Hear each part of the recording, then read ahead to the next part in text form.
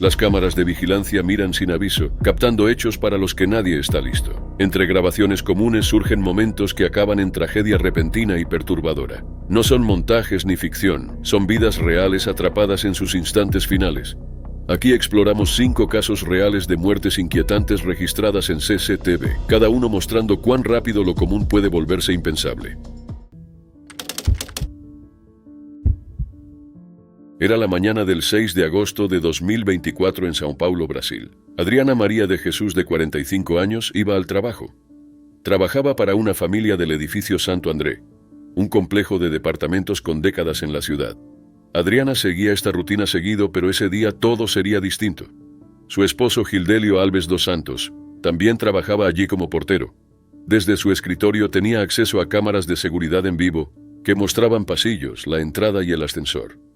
Para él era otro día normal, todo parecía rutinario, hasta que no lo fue. Adriana entró al ascensor en el 5º piso. Se veía tranquila, siguiendo su mañana. En el 7º piso entraron otros 2 residentes, uno de 27 años y otro de 63. Luego Adriana presionó el botón hacia planta baja. Desde su monitor, Gildelio observaba. El ascensor subió 2 pisos, luego bajó hacia el 5º. Pero de repente algo falló. Sin aviso, el ascensor cayó. En pantalla, Gildelio vio a Adriana alzar los brazos cuando el piso cedió. Los 2 hombres perdieron el equilibrio. La cámara captó el pánico y luego el impacto. Humo y polvo llenaron la imagen cuando el ascensor golpeó el suelo. En segundos todo cambió. Adriana y los 2 hombres quedaron atrapados. Los rescatistas llegaron rápido. Adriana fue sacada con vida, pero gravemente herida. La llevaron al hospital en estado crítico. Los 2 hombres también fueron hospitalizados y luego dados de alta. Adriana, en cambio, no se recuperó. Una semana después, el 13 de agosto, murió. La tragedia generó fuertes dudas sobre el edificio. El Santo André tenía más de 60 años y, según reportes, el ascensor jamás había sido reemplazado. No tenía sistemas de seguridad modernos. Atlas Schindler, la empresa de mantenimiento, confirmó que habían recomendado a los dueños modernizar el ascensor. El consejo fue ignorado. Ahora los investigadores buscaban si hubo negligencia. La Secretaría de Seguridad Pública de São Paulo anunció que el caso se investigaba como lesiones corporales y posible falla de sistema. Empezaron a tomar declaraciones y revisar pruebas para saber qué había ocurrido. En octubre, 2 meses después, medios locales difundieron las imágenes de CCTV. Se viralizaron rápido. El video muestra a Adriana entrando tranquila al ascensor, los hombres después de ella, las puertas cerrándose y luego la caída súbita. Los instantes finales acaban en humo. Para Gildelio, la tragedia fue personal. Él y Adriana no solo estaban casados, se conocían desde niños. Fueron novios de infancia, separados casi 28 años antes de reencontrarse 6 años atrás. Poco después se casaron. Gildelio describió esos años como una segunda oportunidad de la vida que siempre quisieron. Pero todo terminó el 6 de agosto. En una entrevista dijo: «Vi la pantalla del monitor y a mi esposa subiendo, todo normal. Cuando bajó me horroricé. Tengo el corazón roto, debo hallar la fuerza para trabajar y seguir porque debo trabajar». 2 meses después, la investigación oficial seguía en etapas iniciales. Las autoridades revisaban grabaciones, hablaban con testigos y trabajaban con ingenieros para determinar la causa exacta de la falla. Lo claro es que el sistema del ascensor estaba obsoleto. Con más de 6 décadas, nunca fue modernizado. Ese abandono pudo costarle la vida a Adriana y dejó a su esposo presenciando los últimos momentos de la persona que amó desde niño. Adriana María de Jesús tenía 45 años. Iba al trabajo, con planes para el futuro y un marido que la amaba. Pero un viaje de rutina en ascensor terminó en desastre. Para el edificio quizá lleguen medidas de seguridad al fin, pero para Adriana y Gildelio llegaron demasiado tarde.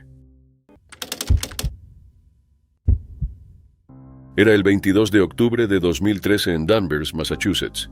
Colleen Ritzer, una maestra de matemáticas de 24 años en la secundaria Danvers, se quedó tras clase para ayudar a sus alumnos.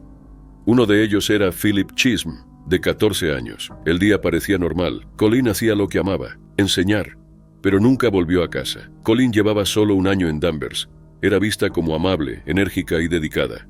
Solía quedarse hasta tarde para dar ayuda extra y usaba redes sociales para motivar alumnos.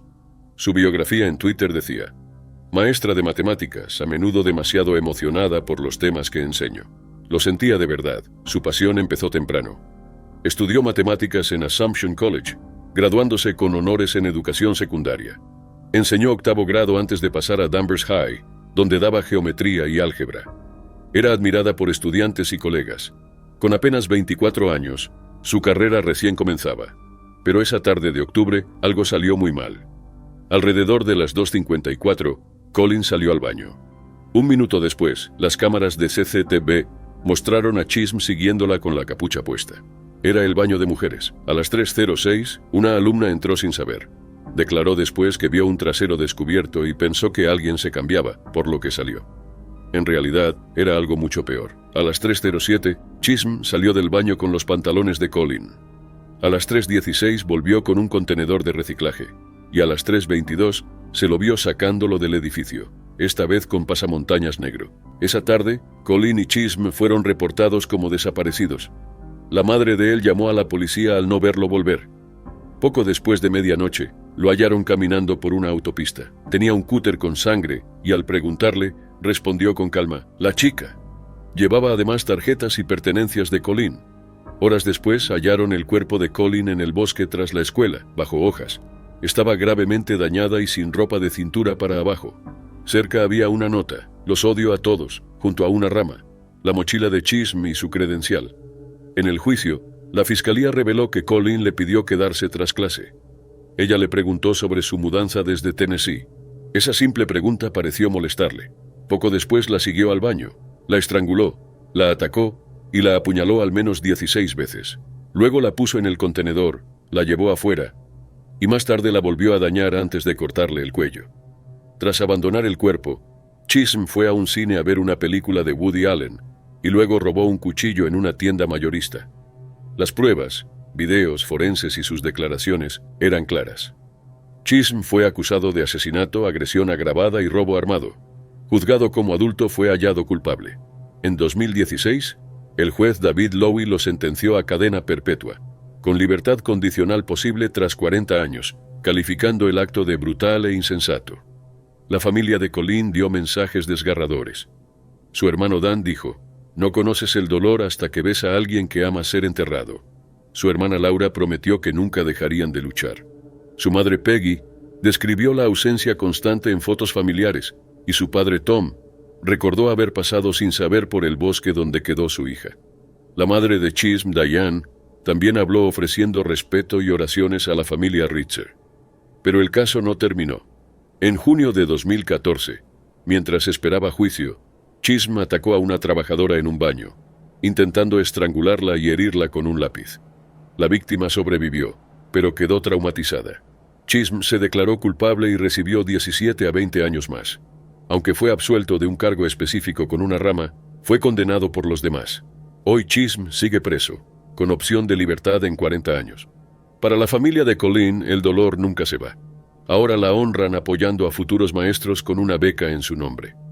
Amigos y familia usan rosa, su color favorito, para mantener viva su memoria. Colin Ritzer es recordada no por cómo terminó su vida, sino por quién fue. Una joven que se preocupaba por los demás, amaba enseñar y debería seguir aquí hoy. Era el 23 de mayo de 2021 en el norte de Italia. Un teleférico rojo y blanco hacía su habitual viaje de 20 minutos desde la ciudad de Stresa hasta las empinadas laderas del Monte Motarone. A bordo iban 15 personas, familias, parejas y niños, disfrutando un domingo despejado. El recorrido debía terminar en la cima de 4.900 pies, con vista al lago Maggiore y los Alpes, pero nunca llegó arriba. Alrededor del mediodía, a 1.000 pies de la estación, algo salió muy mal. Testigos oyeron un fuerte silbido. La cabina retrocedió de golpe por el cable, suspendida a cientos de pies de altura. El cable principal que la impulsaba se había roto. Normalmente un freno de emergencia detiene el coche en esa situación, pero por razones desconocidas falló. La cabina tomó velocidad, chocó contra un pilón y luego se soltó del cable. Cayó unos 65 pies antes de estrellarse. El impacto no la detuvo. Rodó casi 500 yardas cuesta abajo hasta que 2 pinos la frenaron. El choque fue devastador. Algunos pasajeros salieron despedidos, otros quedaron atrapados. 4 familias estaban a bordo, incluido Eitan Biran de 5 años y sus parientes. Su padre Amit, su madre Tal, su hermano Tom de 2 años y sus bisabuelos Yitzhak y Bárbara Habían viajado desde Israel. Todos murieron, menos Eitan. Eitan quedó en estado crítico con traumatismo craneal, lesiones en el pecho y piernas rotas. Fue hallado inconsciente y llevado en helicóptero a Turín. Los médicos descubrieron que Amit lo había cubierto en el impacto, protegiéndolo. Eso probablemente le salvó la vida, aunque todos los demás murieron al instante. Otro niño, Matías Orloni, de 5 años, sobrevivió al choque inicial. Viajaba con sus padres, que planeaban casarse el mes siguiente. Tristemente, Matías murió en el hospital horas después. Entre las víctimas estaban Silvia Malnati, de 27 años, y su prometido Alessandro Merlo, de 29. Llevaban una década juntos y pensaban casarse pronto. También murió la doctora Roberta Pistolato, quien trabajó durante la pandemia. Ese día celebraba su cumpleaños número 40 con su pareja, Angelo. Envió un mensaje a su hermana antes de subir. Sería el último. También iban la investigadora Serena Cosentino, de 27 años, y su novio, el estudiante Mohammadreza Shahai Sabandi, de 23, en un viaje de fin de semana. En total murieron 14 personas. Eitan fue el único sobreviviente. Los investigadores pronto supieron que el cable de tracción se rompió cerca de la cima. Eso por sí solo no debía causar desastre. El freno debía sujetar el cable de soporte, pero no lo hizo. Esa falla permitió que la cabina rodara hacia atrás hasta soltarse y caer. Las autoridades abrieron una pesquisa para saber por qué fallaron ambos sistemas. La fiscal Olimpia Bossi dijo que el problema clave era el freno. El freno no funcionó, de lo contrario, la cabina se habría detenido. Imágenes de CCTV captaron los últimos momentos. El servicio había reabierto apenas un mes antes tras el cierre por COVID-19.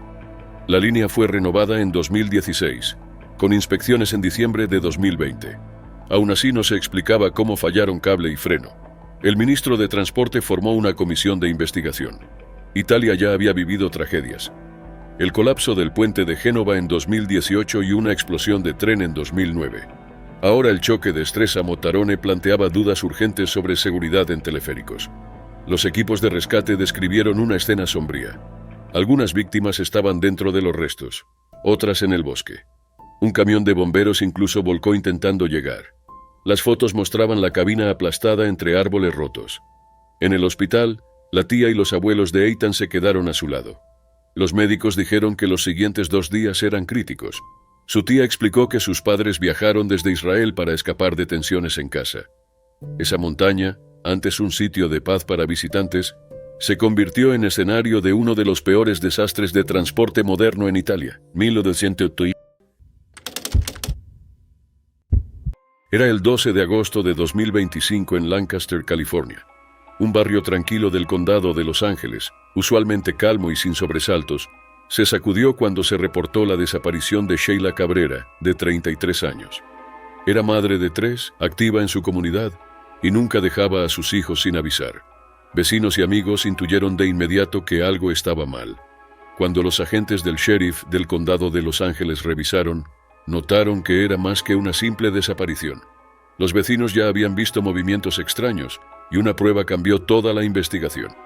Una cámara Ring registró al esposo de Sheila, Yosimar Cabrera, de 36 años, arrastrando un gran bulto envuelto en tela desde su departamento en la madrugada del 10 de agosto, 2 días antes del reporte. El objeto parecía pesado, y él estaba solo. Los detectives analizaron el video con detalle. Se veía a Sheila entrar con él, pero jamás salir. Horas después, él fue captado sacando ese bulto. Esto levantó sospechas inmediatas. Se temía que algo violento hubiera ocurrido dentro. Se inició una búsqueda total, con equipos especializados de Crescenta Valley, Altadena y Montrose Mountain. El foco fue el Bosque Nacional de Los Ángeles, una amplia zona remota al norte de la ciudad. En la mañana del 16 de agosto, cerca de las 10, los rescatistas hallaron algo macabro.